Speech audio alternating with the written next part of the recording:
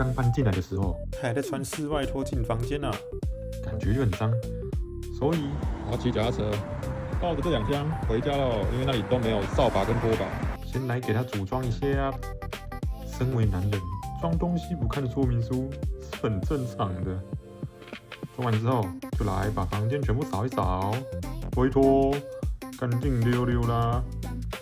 然后买了一个新的拖鞋，而且还要买保暖的那一种，超级干净。这